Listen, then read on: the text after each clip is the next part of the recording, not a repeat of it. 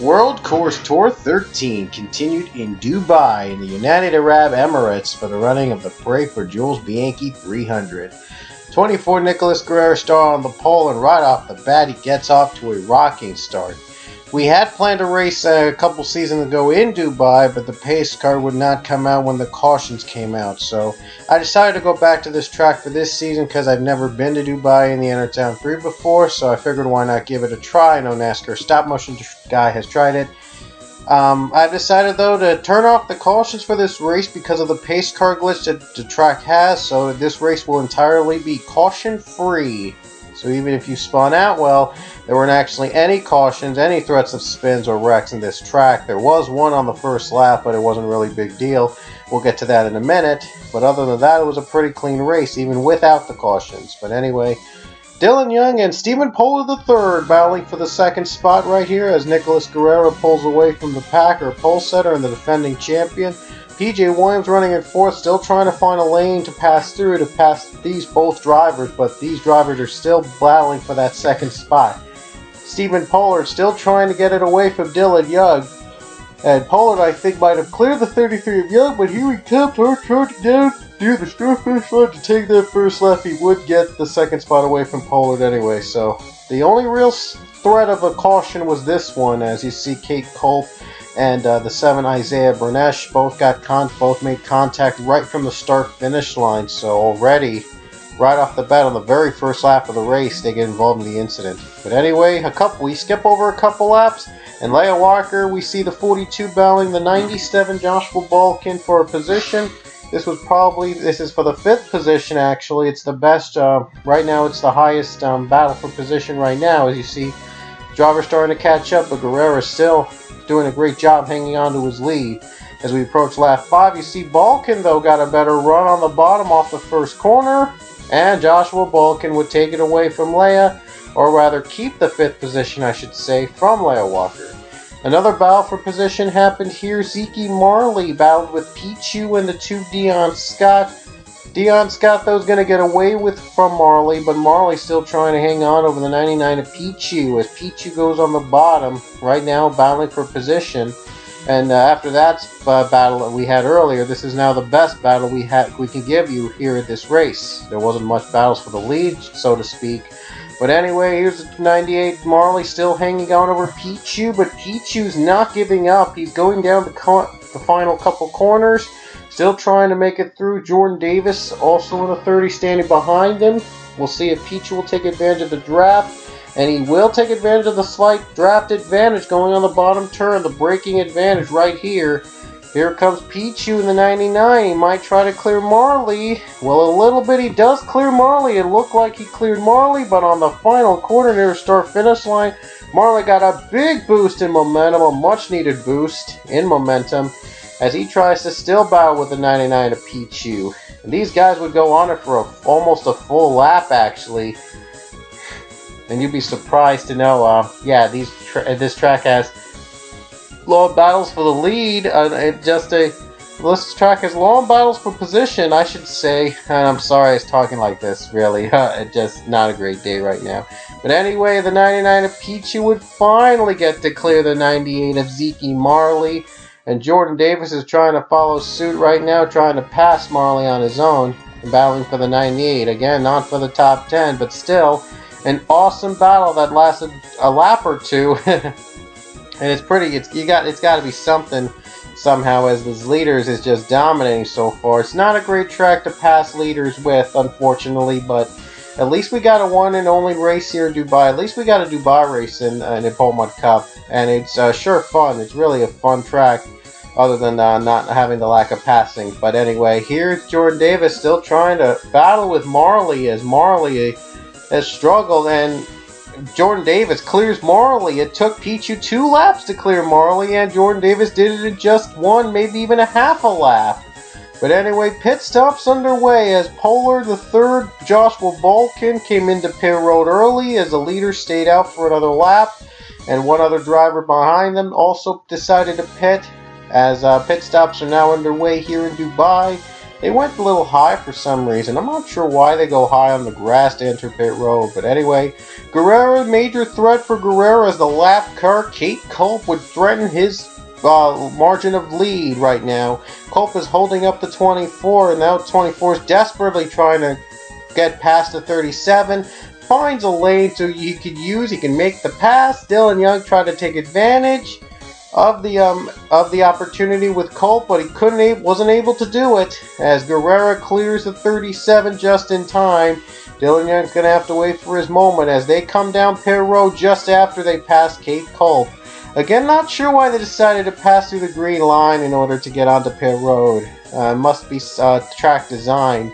They do come back up to the road anyway, but it looks pretty weird anyway. So Brandon Nichols would take the lead. He stays out for another couple laps to take the lead from everybody else with just 9 laps to go. Guerrero came out first on pit stops. Culp, though, would come out on the lap car first, then Guerrero, but Guerrero on the lead lap was the first driver out of pit road. That's still on the lead lap. PJ Williams moved up to second, and Dylan Young didn't have a great start on that turn. He turned it really awkwardly, and Leia Walker zoomed by him. And now Guerrero is going to have to face the threat of Kate Culp again, down to the bottom. Here he comes. This time, though, he takes advantage of the turns, and he went on to pass through the 37 of Culp, not making her a factor in his march to possibly the win anymore. So, and there you see the other drivers in the back as Brandon Nichols runs out of fuel just before he comes down pit road. So it could have probably been a better time for Nichols to come down pit road. He just ran out of fuel. Now he has to come down and pit. He does make it through the pit side, so no major threat. That would hand the lead over to Stephen Pollard III, one of the early pitters during the race. So early pit strategy did pay off as you see Nichols just crawls his way to the lead. He just got another lap led in his name. Not like it matters because we're not keeping track of points until the chase begins. But it's just worthy to have Nichols lead at least more laps. He becomes the third different leader this race. Anyway, a battle for second as you see Navarro and Joshua Balkin battling side by side for second. One of the best races for the position we've had this track. As you see the Dubai streets, the skyscrapers of the Dubai city, and they're really, really cool. This track is really awesome to look at. Not so great of racing, but at least there's some great positive bright spots at this track, like this one you're seeing right here. As do you see the 97 and 9 still fighting. They're still clawing their way for the second position. And this is good news for Pollard. The 30 is pulling away from everybody else. There you see Guerrero is now up to 4th, by the way. He's just waiting for the right time to make his move again. As these drivers pitted early, they could be having their second stop soon because it could take 2 pit stops to make it through the entire race. And these guys were the early pitters.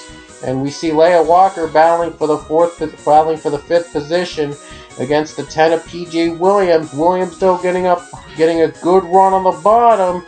Here he comes, and he clears the 42 of Leia Walker right off the bat. PJ Williams got a nice run on the bottom, and he took the 5th spot away from Leia.